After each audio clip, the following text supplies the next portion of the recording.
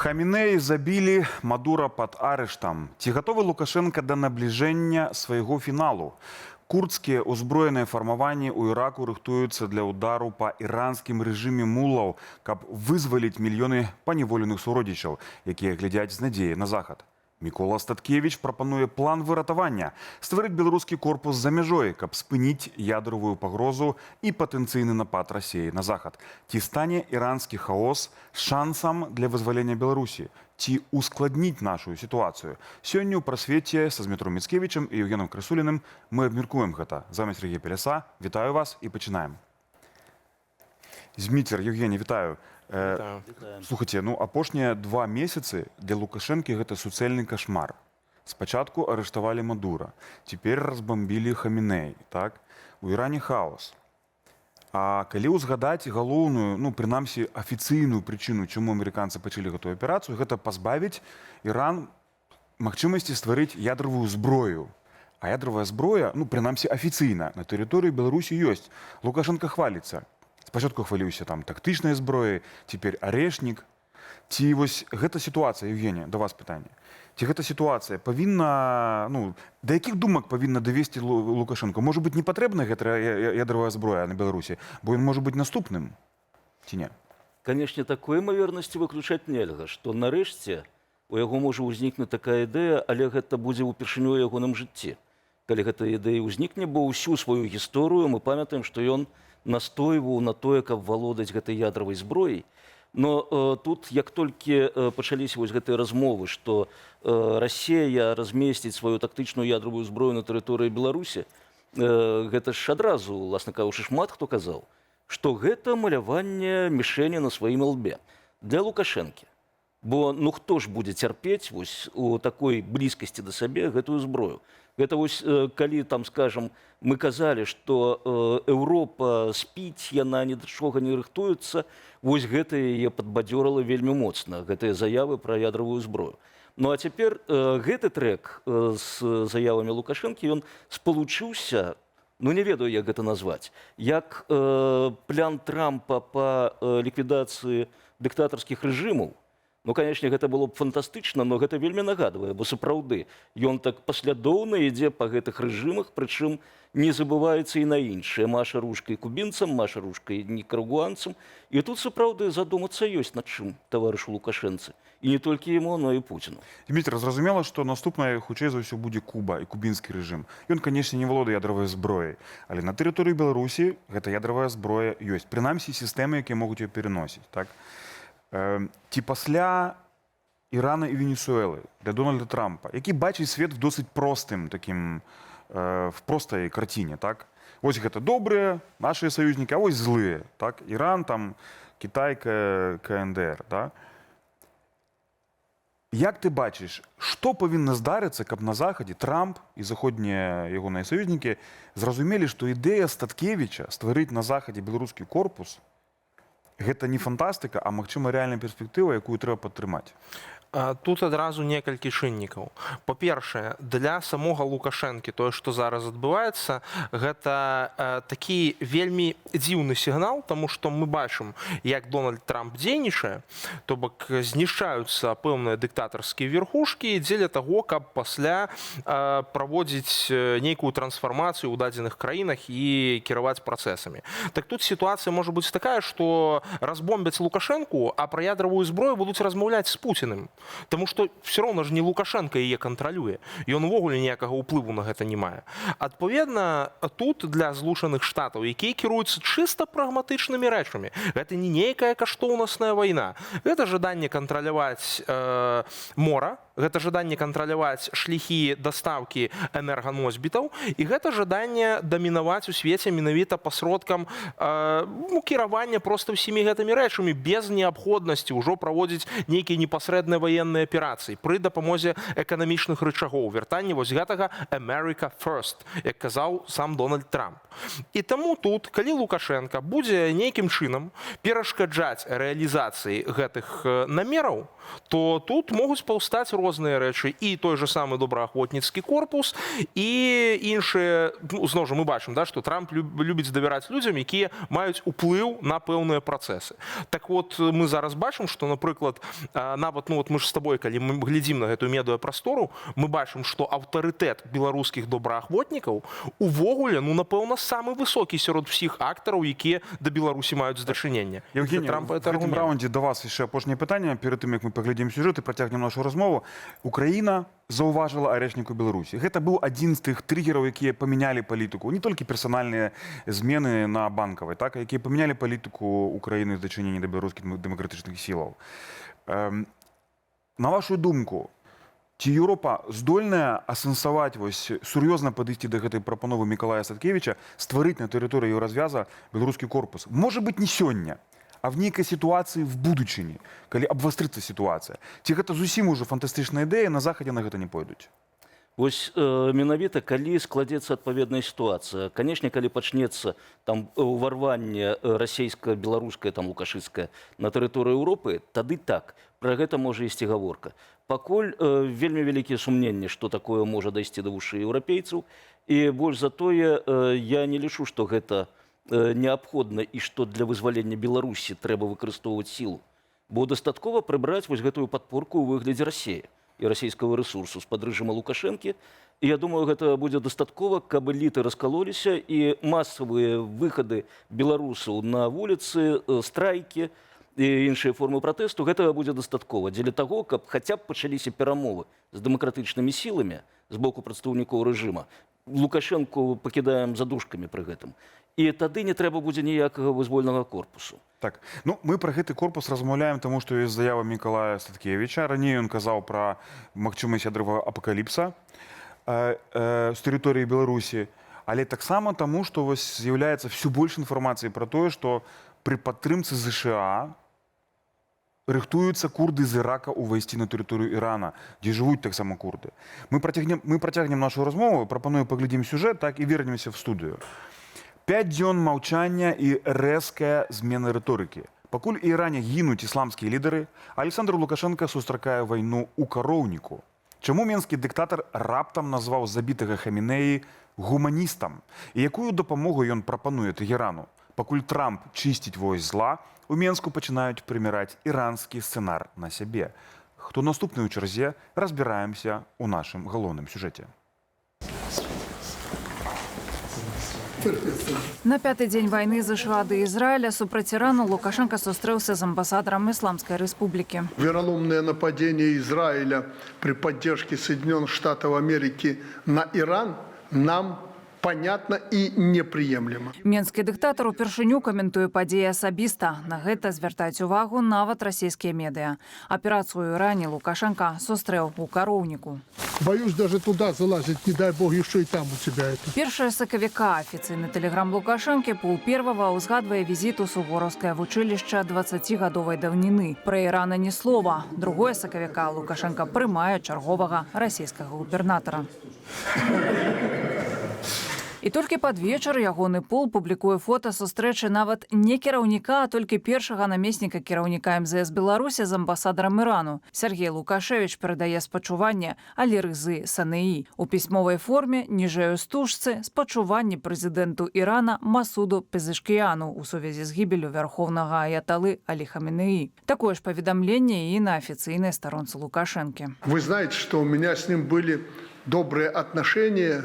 По-моему, раза 3 мы с ним встречались, обсуждали. Это гуманист, это человек не военный. З дазволу, як апісвае яго Лукашенко, не военнага гуманіста Хамінеі, іранскія сілавікі на нядаўніх пратэстах па некаторых ацэнках забілі звыш за 30 000 чалавек. З Хамінеі Лукашенко сапраўды сустракаўся тройчы, апошні раз у 2023 годзе. У палітычных колах ведаюць, што Алі Хамінеі вельмі пераборлівы ў плане сустрэч, пісаў тады лукашэнкаўскі пул. Для меня абсолютно неприемлемо то, что произошло с ним, с его семьей и еще хуже с его женой.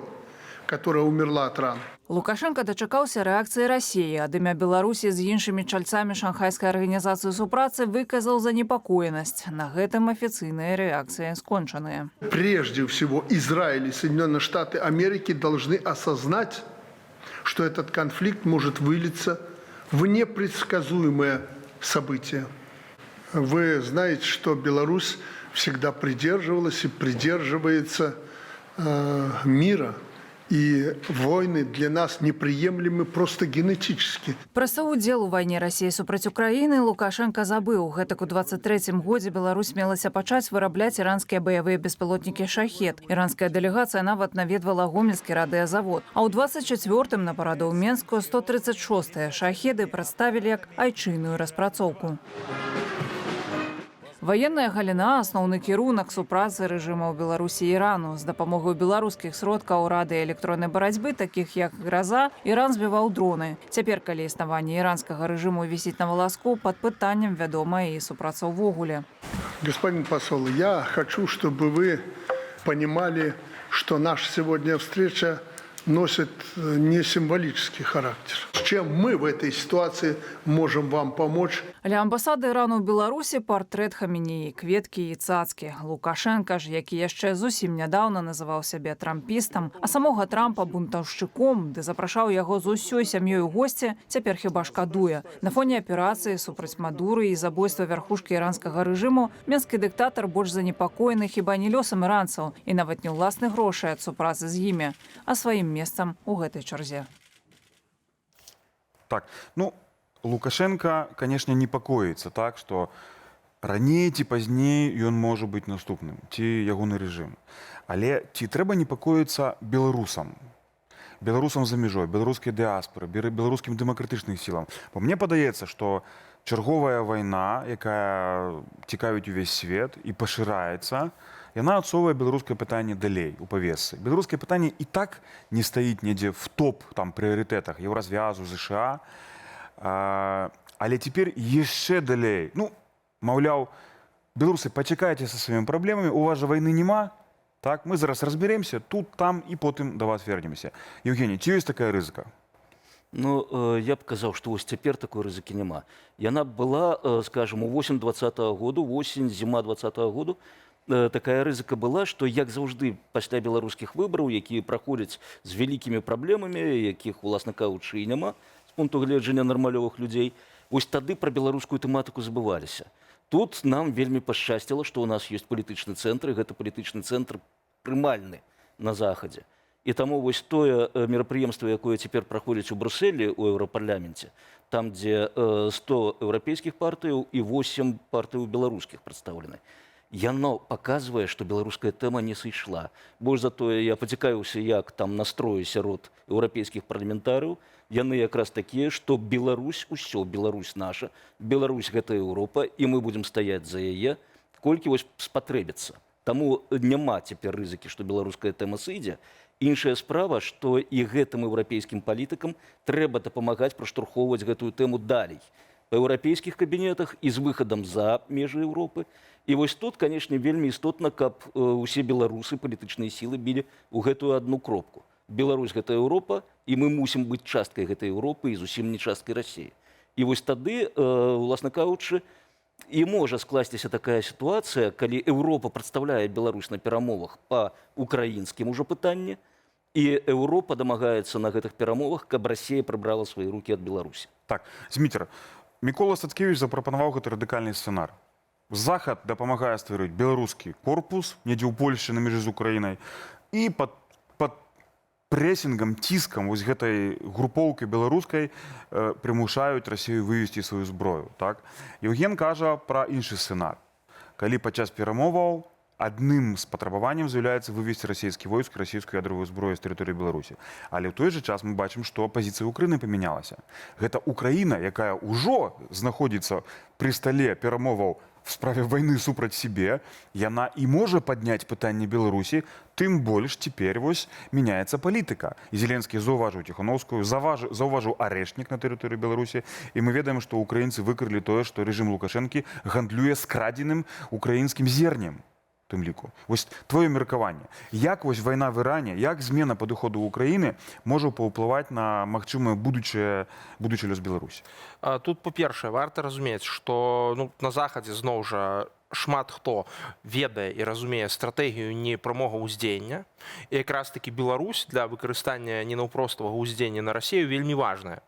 Таму што мы бачым, як змяняецца сітуацыя ў свеце, як Расія карыстаецца гэтымі метадамі для аказання ціску на Еўропу, як Расія спрабуе выкарыстаць крызісы в краінах Афрыкі, в краінах Азіі для таго, каб аказваць ціск на Еўропу, для таго, каб экспартаваць нестабільнасць туды.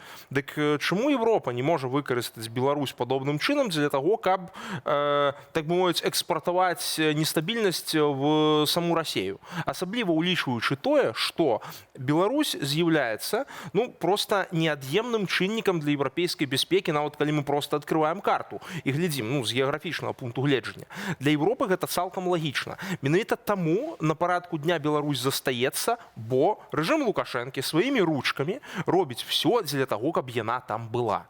Таму што пастаянна ўзнікаюць нейкія новыя пагрозы, пастаянна ён думае, што можа пры дапамозе шантажу нешта ад Еўропы выбіць, але цяпер мы бачым, што пазіцыя еўрапейцаў узмацняецца. Яны ўжо нарэшце падобна зразумелі, што 30 гадоў вось гэтага гандлю з боку рэжыма Лукашэнкі сваім становішчам і шантажавання еўрапейцаў тым, што ён цалкам прадасца Расіі, скончыліся такім чынам, што цяпер Беларусь з'яўляецца ваенным плацдармам для Расіі, в яе планаванні для нападу на Еўропу. Зміцер, у працягвасць твайго тэзісу апошняе пытанне в гэтым раўндзе, яшчэ не апошні, будзе яшчэ адзін раунд, таму, сябры, не пераключайцеся, яшчэ будзе сюжэт, мы яшчэ паразмаўляем з Еўгенам і са Змітром. Еўгене, уявім сабе такі чорны сцэнар. Пуцін бачыць, што увага свету канцэнтруецца на Іране, на Блізкім Усходзе. Вайна там пашыраецца, канца не бачна.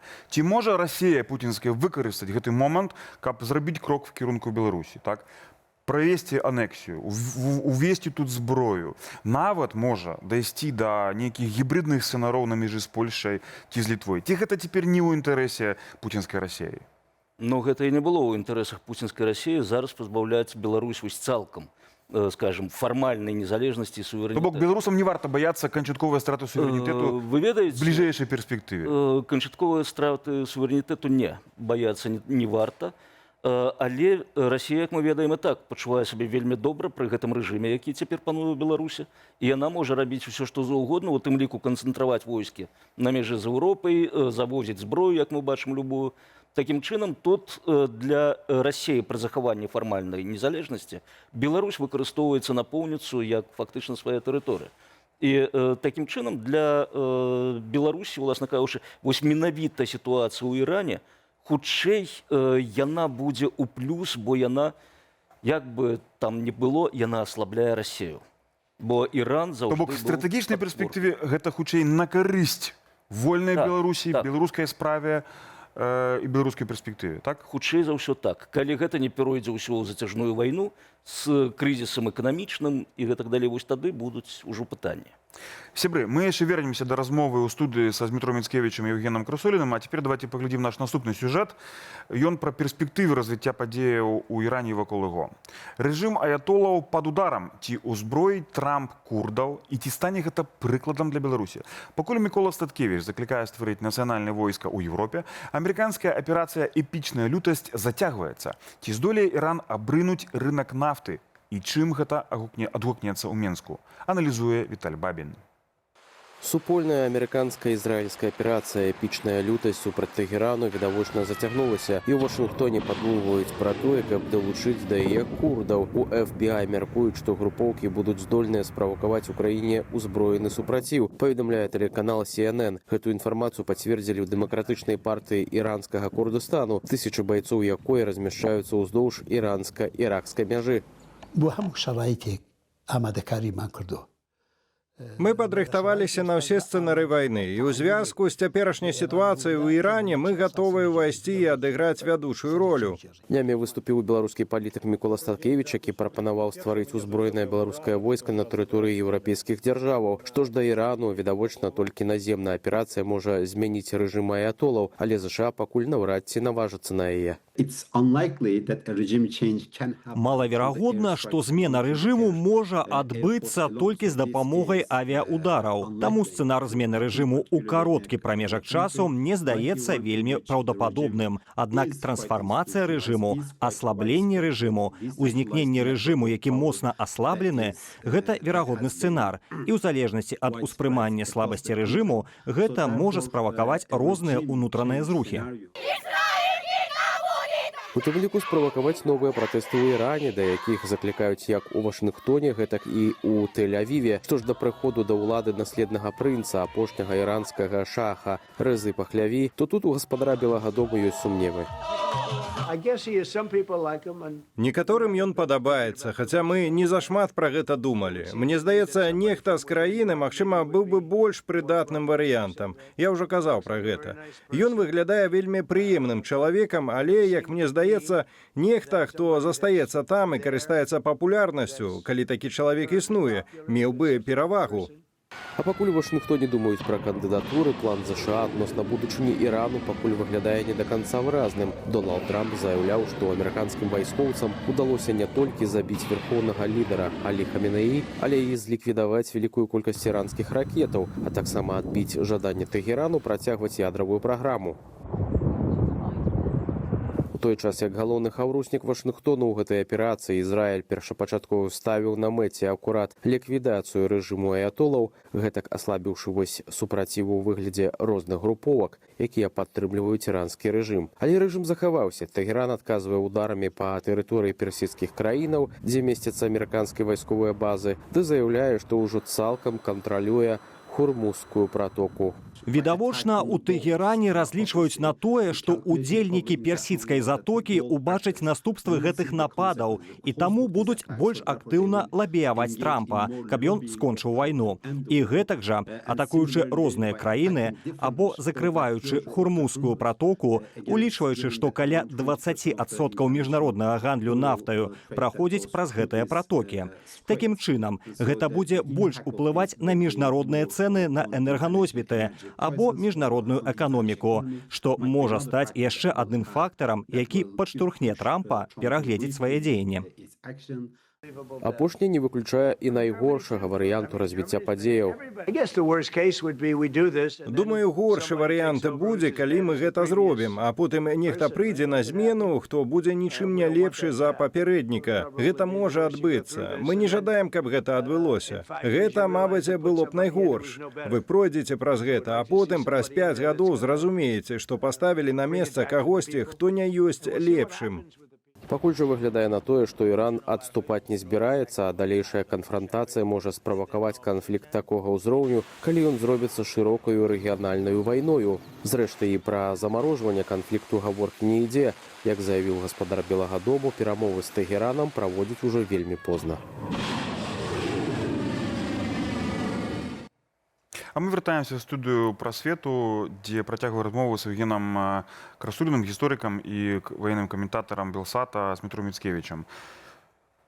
Калегі, ці можам сабе уявіць такі сцэнар, забегаючы наперад, што Азербайджан павялічыць сваё насельніцтва ў некалькі разоў за кошт азербайджанцаў, якія жывуць паневоленыя ў Іране, а іракскі Курдыстан перестане быць аўтаноміяй, квазідзяржавай унутры Ірака, а пашырыць сваю тэрыторыю на іранскі Курдыстан і паўстане врэшце-рэшт і курдская дзяржава, про якую курды не могуць дачакацца і змагаюцца за яе дзесяткі, калі не сотні гадоў. Вось такі сцэнарый, Евгенія, рэальны будучыні ці не? Но гэты сцэнар некаторыя могуць паспрабаваць яго ажыццявіць, але гэта будзе не надта добры сцэнар. Бо ён сутыкаецца з шматлікімі праблемамі. Вось, напрыклад, калі мы бярэм вось гэтыя азербайджанскія правінцыі паўночнага Ірану, гэта заходні Азербайджан, усходні Азербайджан, там, калі паглядзець, насельніцтва даволі страката. Гэта не абсалютная большасць азербайджанцаў. Там і курды пражываюць, там і армяне пражываюць, там габрэі пражываюць. Зноўку праблема талышаў ёсць. якія жывуць у Азербайджане, якія маюць праблемы з азербайджанскай дзяржавай, а іх далучыць яшчэ з тэрыторыі Ірану, дык там шмат будзе усялякіх пытанняў. Такім чынам там з аднаго боку можа паўстаць магутная тюркская дзяржава Азербайджан, якая зробіцца такім глобальным актарам. А з іншага боку, Азербайджан проста можа атрымаць вялікія праблемы, тым больш, што ўсе змены, нагадаю, дзяржаўных межаў, яны натыкаюцца на вось гэтую дэкларацыю недатыкальнасці. Ну, зразумела, на міжнароднае права, гэта зразумела. Зміцер, да цябе пытанне такое больш вайсковае. Ну вось калі мы сабе уявім, ну дакладней не уявім, а калі мы бачым, што іранскія дроны, два дроны іранскія ударылі па тэрыторыі Азербайджана упершыню, у тым ліку ударылі па нейкай вясковай школе, уявіце сабе. Якая можа быць рэакцыя Азербайджана? Асабліва гэта цікава, улічваючы тое, што Лукашенка знаходзіцца фактычна на расцяжцы. З аднаго боку ён сустракаецца з амбасадарам Ірана і пытае, ну чым вам дапамагчы? А з другого боку, Лукашенка рэальна гадамі дапамагае Азербайджану, узброівае яго, у тым ліку ў вайне супраць Арменіі. І ці не будзе сітуацыі, калі Лукашенка плачецца там з амбасадарам Ірану, а насамрэч з беларускай артылерыі пачнуць азербайджанцы абстрэльваць Іран? Як ты гэта бачыш? Ну, мне здаецца, Лукашенко гэта будзе ўжо не першы, не ў другі, не ў трэці раз, калі такія сітуацыі будуць адбывацца. Ён таму што абсалютна прагматычна да гэтага падыходзіць, то бок, ну, пакуль плоцяць грошы і ёсць нейкія магчымасці кудысьці зброі гандляваць, то все нармальна. З Іранам, зноў жа, ён ад Ірана не атрымаў таго, што ён хацеў. Ён не атрымаў в рукі ракетных тэхналогій, якія, ну, гэта было найважнейшае пытанне, якое ён імкнуўся з дапамогай Ірана вырашыць. Хаця, зноў жа, таксама Іран ад Беларусі пэўныя рэчы атрымліваў. Мы нават не будзем забывацца пра дапамогу, якая была яшчэ даўно, менавіта калі Ізраіль атакаваў вірусам Stuxnet таксама іранскую ядравую праграму, і тады вось Лукашенка Ірану таксама дапамагаў в аднаўленні, так бы мовіць, всіх гэтых рэчаў, вось што важна. І тут я просто не бачу, ну, якім чынам зараз Іран можа на яго паўплываць. Ну, Іран таксама бачыць, што, ну, як яны могуць паўплываць на Лукашенку? Ну, ніяк. Гэта все сустрэчы просто для того, каб, ну, вось мы вам спачуваем, давайте мы вам падпішам у кнізе якой-небудзь там, як мы перажываем з нагоды смерці Аяталы, і все. А з Азербайджанам там жывыя грошы. Евгений, а вы вось згодны са Змітром ці не? Што калі Лукашенко казаў, што это не просто сімвалічная сустрэча, да? Ён запытаў там, чым мы можам дапамагчы? Гэта што, рытарычнае пытанне, і Лукашенко нічым не можа дапамагчы? Ці ёсць штосьці, чым Лукашенко можа дапамагчы Ірану? Вось гэтай сітуацыі, якую немагчыма цяпер ніяк спрагназаваць. Як вы гэта бачыце? Я б казаў, што Лукашенко хутчэй нічым не можа дапамагчы, як, уласна кажучы, і раней. Дапамога была, ну, яна была, но яна была больш умоўнай. Цяпер у тым стане, у якім знаходзіцца Іран, калі інтэнсіўнасць бамбёжак увесь час павялічваецца, Ірану робіцца ўсё цяжэй адказваць на іх, што адзначаюць і людзі ў Ізраілі, людзі у краінах персідскай затокі, што інтэнсіўнасць іранскіх адказаў змяншаецца.